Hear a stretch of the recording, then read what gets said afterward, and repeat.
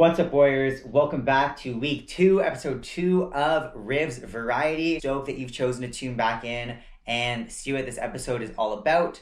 For those of you who don't know me, my name is River Lachlan. My pronouns are he, him, and they, them. Today, I wanted to chat to you a little bit about my sober journey. What are my goals with this sober trip that I'm on? Sober trip. That's funny. What is my no list of stuff that I've maybe cut for a while and will not revisit or don't plan to revisit? Some hobbies that I use as a replacement for the drinking and drugs and smoking weed, all that jazz. I want to touch base on the support systems that I have in place, as well as all of the big changes that have happened in my life, even over a small period of time. Let's get to it. Number 1, what are my sober goals?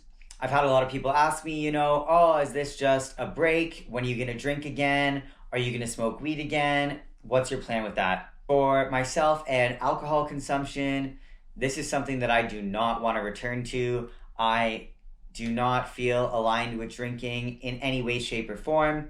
I believe it served me for so long in a sense of coping and helping me suppress things that I wasn't ready to confront yet. I spoke to a friend of mine who brought up the beauty in appreciating these moments and the substances that have helped you in whatever way over a challenging time, whatever the case may be, right? For myself, I've had a massive shift in perspective around alcohol, what it does to my brain, what it does to my body, how much it lowers my ability to be productive and think clearly. I am truly not a functional human when I am drinking. And that may shock some of y'all, as on the outside, I'm doing a lot of things, a lot of work in the community, working 2 jobs. When it comes to weed, it isn't something that has been so vilified in my mind, but I am definitely appreciating the space that I've had from it over the last couple weeks. It was really hard, especially those first 7 days, even going on to 14 days. I had some friends tell me you'll get to 2 weeks and feel amazing. Other friends say you hit 3 and feel great. It is so different for everyone. I am definitely starting to feel better as I can finally sleep really well. Some nights with a little bit of CBD oil that a good friend, Darren of mine, gave to me. Thank you, Darren. But a lot of days just with nothing, just after really wearing myself out, staying busy, staying active, and trying to fill my plate so that when my head hits that pillow, I am just out. Is this sudden? Answer is no, it's not sudden. This is something that I've been thinking of doing, wanting to do for years. I have taken long breaks in the past from a variety of substances. I have cut everything cold turkey. I've slowly phased things out, which is what I'm doing right now. I took a month off of drinking and then decided that same day on the 21st, I'm going to cut the weed. I feel ready. Today's the day. I plan to, on the 21st, axe the nicotine, which I think will be the biggest battle, as I've had a 10-year on and off relationship with nicotine, who doesn't talk back, is there at my disposal, is not good for my brain, body, or wallet, but has definitely provided me with a lot of comfort. I want to talk about my no list, as there are already some things that are axed and a complete no-no in my life. I mean, things like gluten. I'm celiac. Gluten is a huge addiction of a lot of people. It's also just in everything. It's challenging to go to small supermarkets in isolated towns and find products that are tasty. And I mean, cost is going to be higher. Yeah, gluten-free tax, this and that. I haven't done my taxes I'm going to do all my taxes this upcoming season. Anyway, I'm not writing off gluten tax and all that, yada yada. My life is not that together yet. Maybe one day it will be. It is definitely an adjustment, just learning how to be an adult human, not relying on these things. It's not an overnight fix. You don't wake up every day feeling fantastic. I've had a pretty good last few days. I'm feeling stoked to be recording this right now. I feel very connected to the community. I feel refreshed and energized, but I'm also accepting that I could have a really bad sleep tonight, or my yoga practice or gymnastics practice not go the way that I want it to tonight, or just have a poor quality of sleep and not wake up feeling refreshed. I accept all these things. I don't expect it to be a consistent, happy place or motivated place, but you get a moment when you feel all right. Get moving when you feel all right. Just do it. Into my list of no's: no gluten, no alcohol, no weed. Other drugs that I heavily dabbled in when I was younger.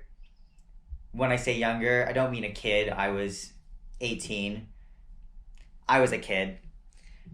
But an adult, says the government. I used to be quite hooked on Xanax. I would use them to sleep, especially after a night out of partying where I was mixing things that I really should not have been mixing. Y'all, this is so dangerous, and I'm putting this out here as it is so important that you, A, trust your source of where you are getting your substances. B, if you can have them tested, it's so worth it to do it. It can be really eye-opening to see what you're getting in your bags or your caps or whatever it is. C, investigating what these interactions are. This was something really eye-opening for me, to see what is safe, what isn't, what's going to make my heart stop in the middle of the night and not have me wake up the next day. This is something very real that could have happened to me that thankfully did not, but I'm putting this out here as I think it's so important that you do your research and look into these things. I have not taken M or Molly in the last 4 years, as that's something that I overdid it with in my first year of college, where I dropped out twice in 1 year.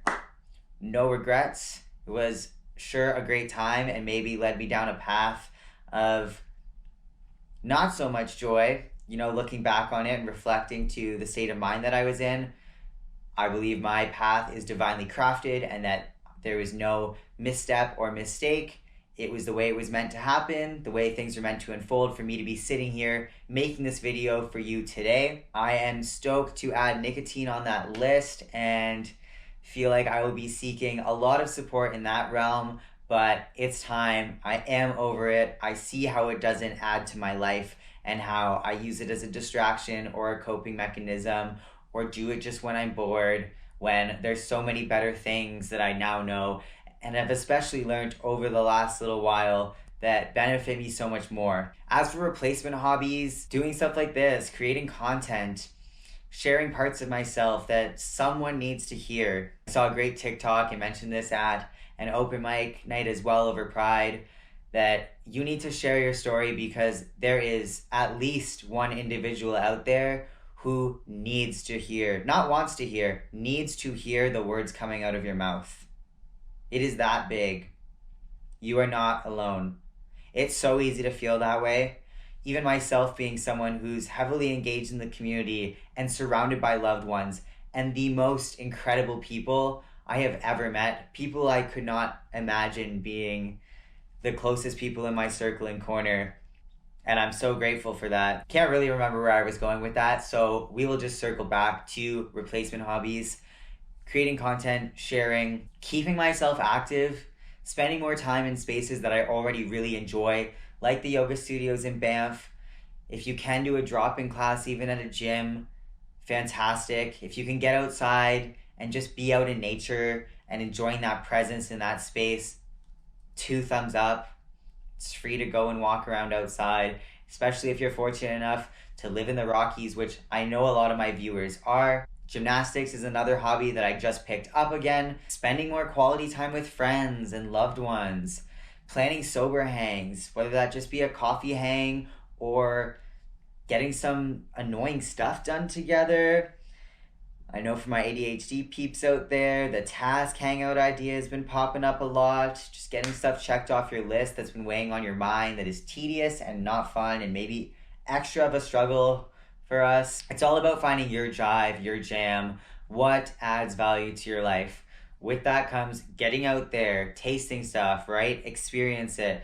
You have to feel uncomfortable to grow. It is a must. There are no ifs, ands, or buts around that.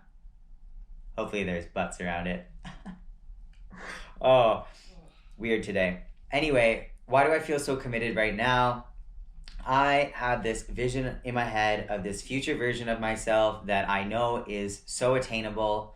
I feel like I've had a lot of big goals in mind that, again, I've been holding myself back from. And I realize now the capacity that I have, and I'm really feeling grounded and centered. And I believe myself when I say I will meet these marks that I want to meet and accomplish the goals that I set. I don't want to do this in a way that is under strict timelines or thinking about the expectancy of others when it comes to little things like how many people are watching this video or what comments am I getting. No. That was my old approach of doing things, and I think it really discouraged me when I used to create content and put it out on YouTube. If 5 people watch this video and don't like it even, then cool. I'll try again next week, but this is also really serving for myself. And as I said before, I know there's going to be at least one person who relates or wants to hear this story, which is hopefully why you have clicked on this video today. Support systems, yes. I feel so blessed to be surrounded by so many people who are very supportive and are helping me get through this in any way that I need, whether that be having a quick FaceTime call or even going out in a bar setting and being a safe person that I can have when I'm out if I am to get overwhelmed or just say, hey, you know what, I'm going to leave, and you understand. There has been a lot of big changes, a lot of self-realization over this last period of being away from these substances. Again, things like capacity and creating space. This is something I've been thinking about a lot lately, especially since my yin yoga teacher training. It was a 20-hour intensive program that I did over a weekend, which was also when I dropped the bottle and said, nah, fuck this, I'm out. Riv, what are you doing? And I'm so glad I made that call then. I hope you all have enjoyed stepping into my brain for a little bit. If you have any further questions, comments, please reach out to me. You can DM me on Instagram at riverlachlan, or you can leave a comment below. Inbox always open. I love you all. Thank you so much for watching, Warriors. We'll catch you next week. Peace out.